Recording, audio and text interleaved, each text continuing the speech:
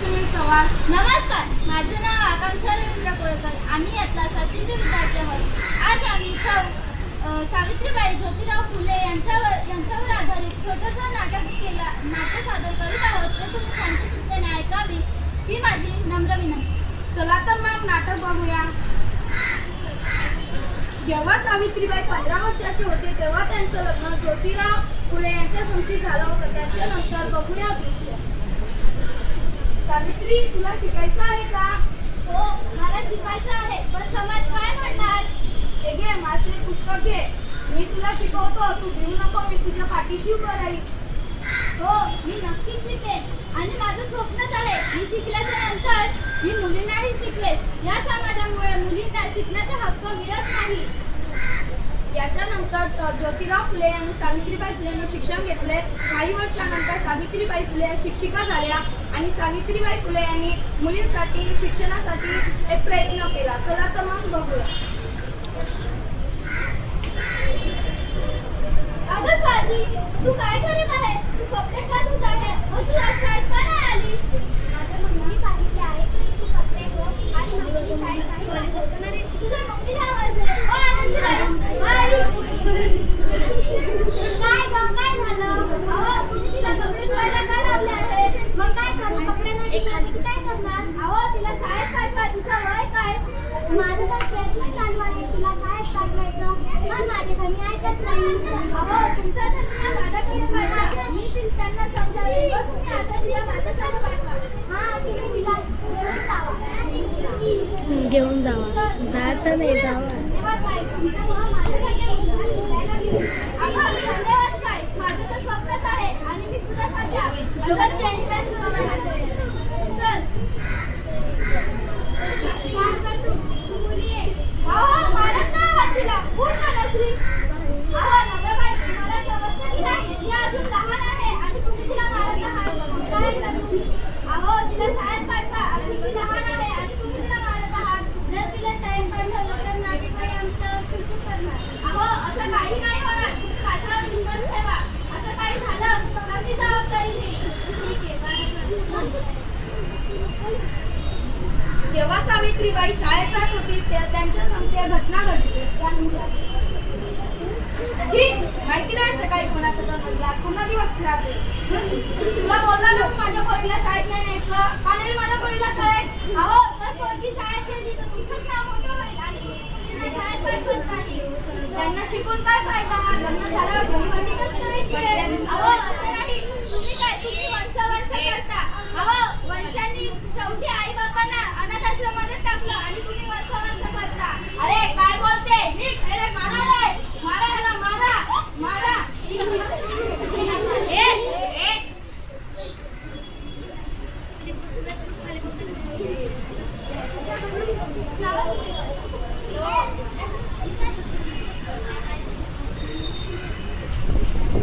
अरे बाई, तुमची साडी ओली कशी काय? अहो, मी येताना काही विद्यार्थ्यांच्या बाबांनी माझ्या अंगावरती चिखल व शेण फेकले व त्यांची माझी तरी चूक काय? माझा तर हाच प्रयत्न चालू आहे की मुलींना शिकवण्याचा. तुम्ही घरी का नाही जात? एवढी साडी. अहो, जर मी घरी गेले तर मुलींना कोण शिकवणार?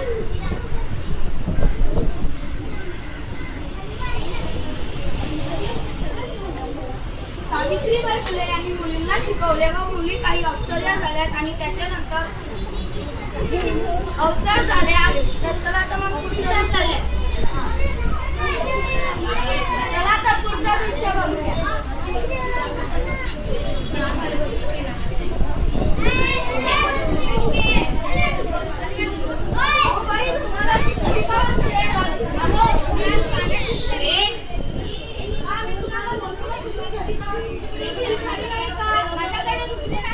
माझ्याकडे दुसरी साडी नाही. माझ्याकडे दोनच साड्या आहेत.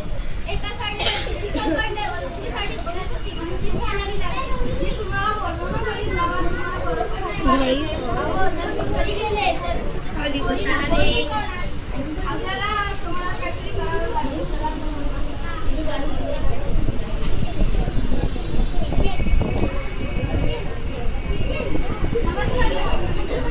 अहो, धन्यवाद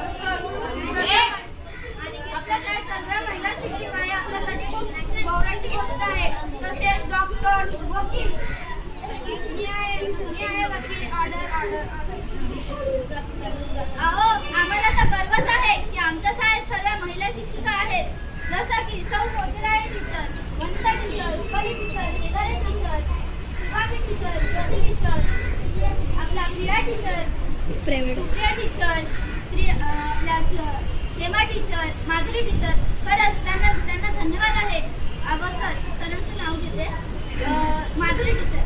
पण ह्यांच्यावरती गर्व का होतोय? कारण की ते स्वतःचं मूळ दार घर सोडून आम्हाला शिकायला येतात व शिकवताना स्वतःच्या मुलींसारखं शिकवतात. खरंच धन्यवाद द्यायचं. जसं की आमच्या टीचर आमच्यावरती ओरडतात, रागवतात, मारतात, पण नंतर विचारतात की बाळा लागलं की नाही, बाळा माफ कर, सॉरी, परंतु तुझी चूक होती म्हणून तुला मारले, ओरडले. खरंच धन्यवाद टीचरांचे. तर आपण त्याच्यासाठी एक शपथ घेऊ.